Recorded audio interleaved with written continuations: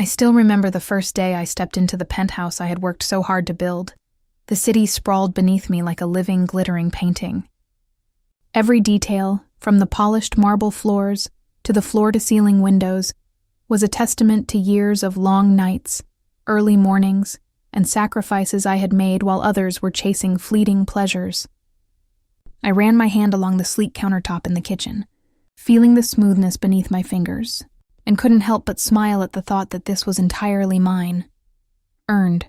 Not inherited, not handed down because someone deemed me worthy. Pride swelled in my chest, a quiet warmth that seemed to hum through the walls themselves. Yet even as I admired my accomplishments, I could sense the subtle tension lingering in conversations with my family when I visited. Compliments were tinged with envy, praise with subtle judgment, and I realized the life I had carved for myself was a mirror showing them what they had never achieved. The weight of their unspoken resentment made my victories feel both sweeter and more precarious, like a treasure on a pedestal, visible to all but truly untouchable by anyone but me. Every corner of the penthouse reminded me not just of what I had gained, but of the cost. Lonely nights, missed birthdays, and the constant grind that had become my life. And yet, in those quiet moments, standing amid my own creation, I felt a sense of triumph that no envy could tarnish, though I could sense it simmering, waiting for the moment it might demand repayment. From the moment my sister walked into my penthouse that evening, she had that smile, warm, innocent, the kind that could disarm anyone. She lingered in the sunlight spilling across the living room, complimenting every choice I had made, admiring the curtains I had spent weeks selecting, the artwork I had carefully curated. Her voice was honeyed, dripping with faux admiration, and I wanted to believe it. But beneath the sweetness, there was a subtle sharpness in the way she observed, a flicker in her eyes whenever she lingered on something expensive. It wasn't just curiosity, it was calculation. I noticed how she casually mentioned her struggles, the difficulties of her apartment, how she could never afford a place like mine. Her words woven with just enough vulnerability to make anyone feel compelled to help. And my family, as always, hovered nearby, their glances loaded with expectation. They began suggesting gently at first that it would be so generous to consider helping her to share the success with family who had always supported each other. Each comment pressed against me like a tide, tugging at my guilt and responsibility. The warmth of pride I had felt moments before was cooling, replaced by unease. Could I really refuse when my family painted generosity as obligation, and my sister's charm made the idea of saying no feel almost cruel? I caught myself imagining handing her the keys, watching her smile brighten with satisfaction, and feeling the first pangs of doubt twist inside me.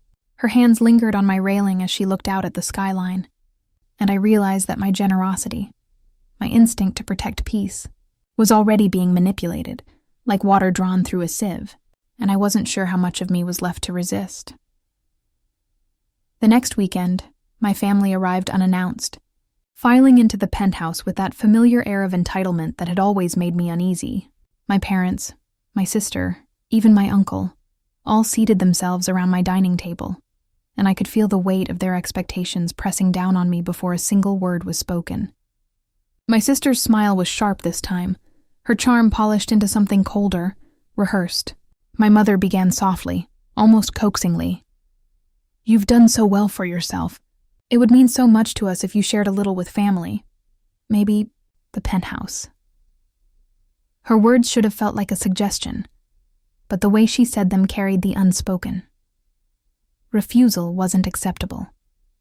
My father leaned forward, eyes narrowing, tracing the lines of my jaw as if measuring my resolve.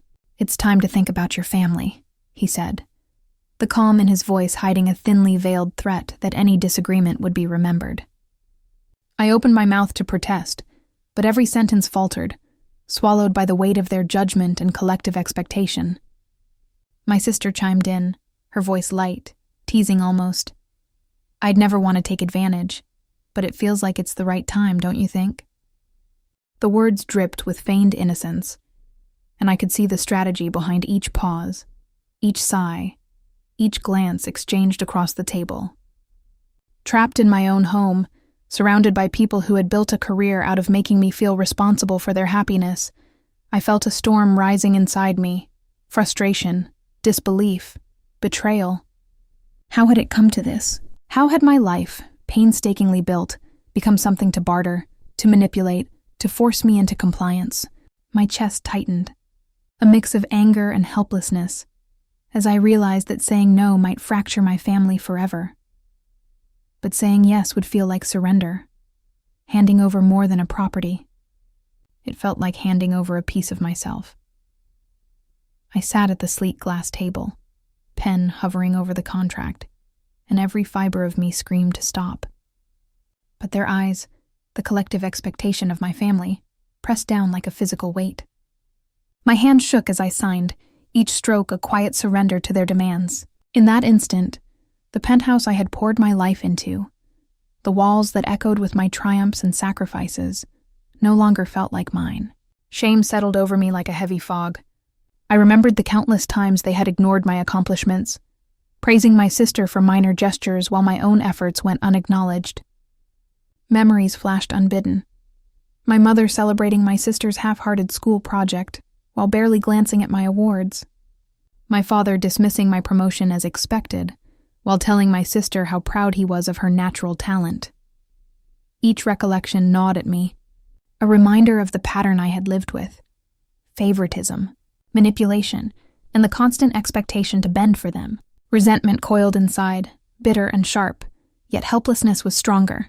The law and the contract might say one thing, but emotionally, I felt stripped, powerless, like a performer trapped in someone else's play.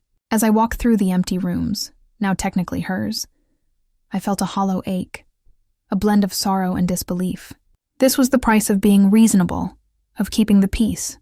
And though I tried to mask my emotions behind polite smiles, the betrayal of self was raw and unignorable.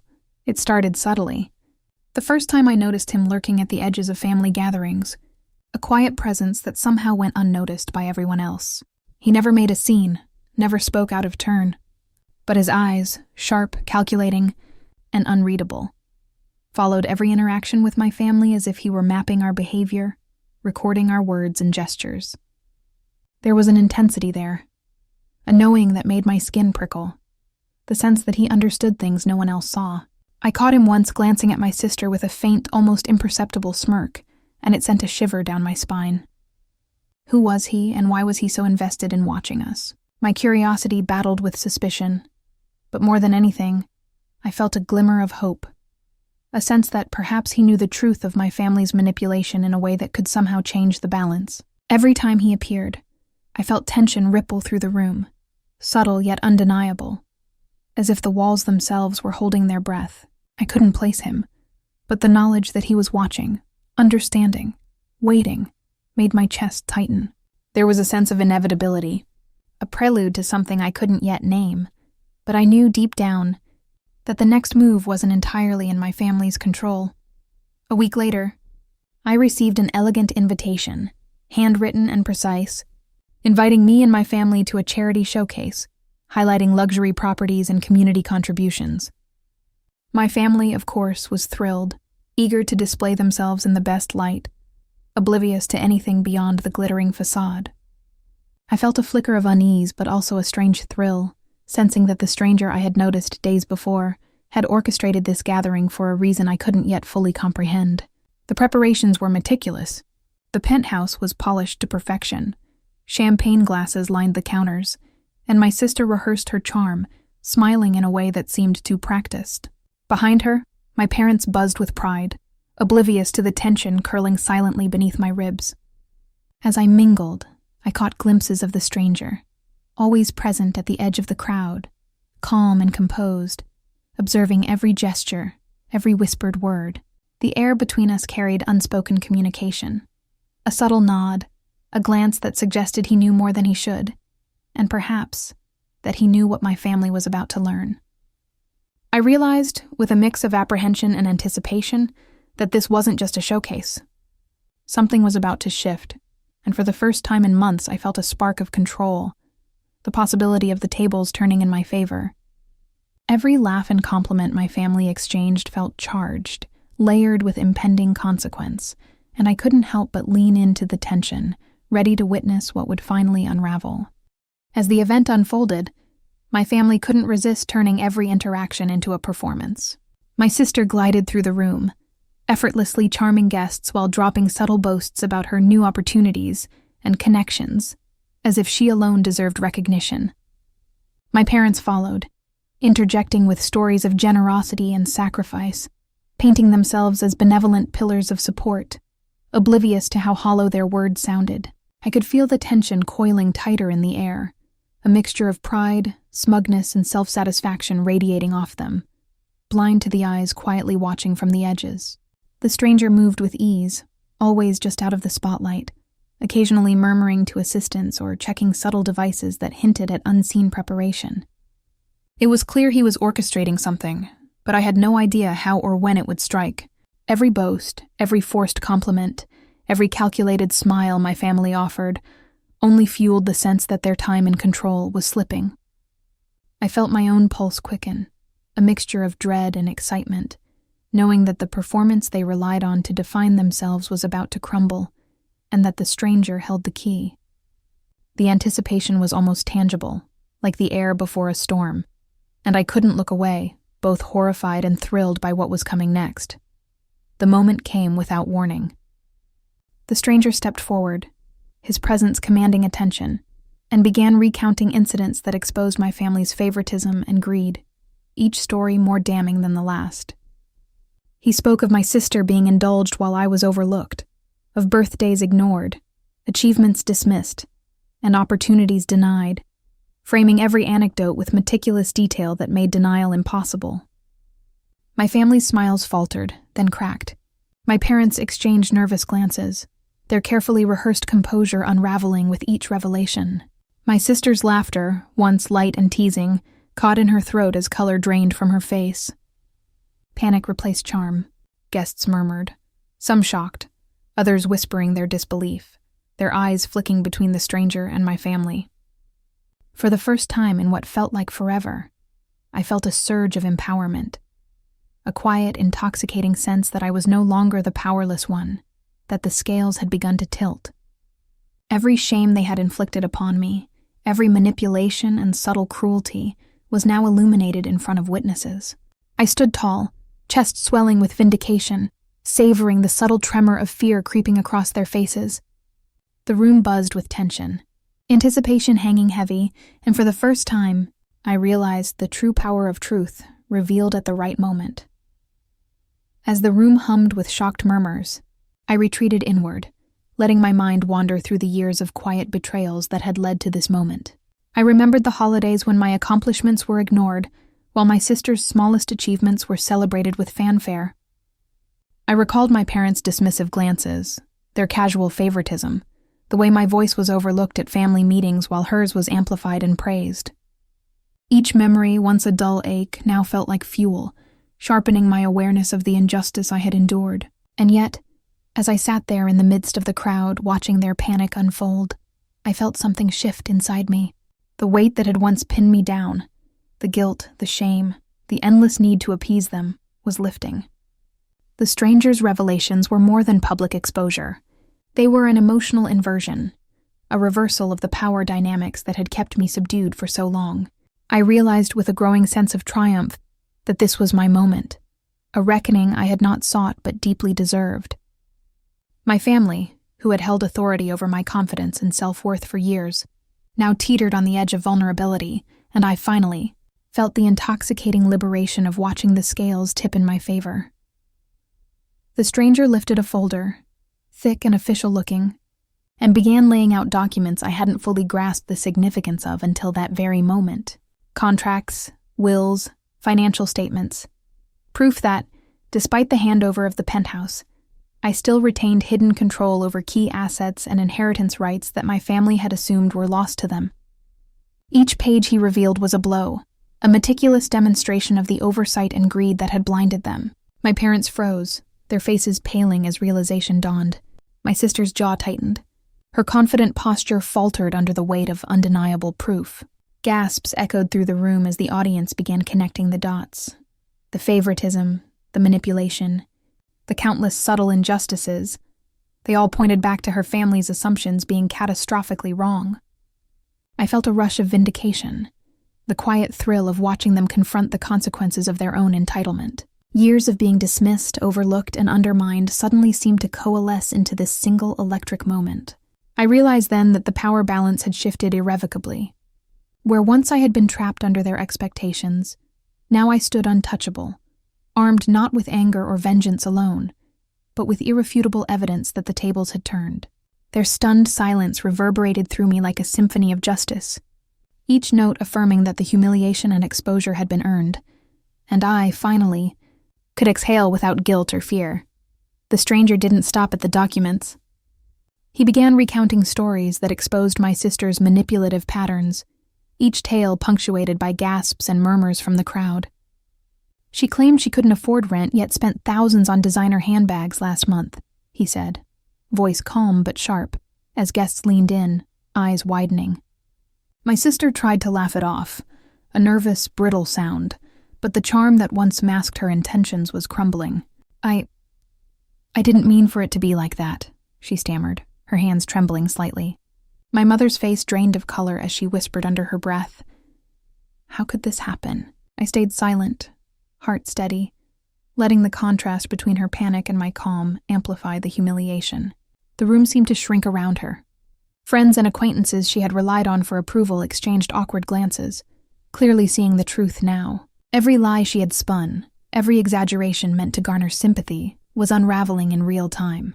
I felt a quiet satisfaction, not cruel but deeply earned, as she faltered under the weight of her own entitlement. My posture was relaxed, voice absent, yet the power in the room shifted unmistakably. For the first time, she was the one exposed, and I, the silent observer, had finally regained the dignity that had been systematically stripped from me for years.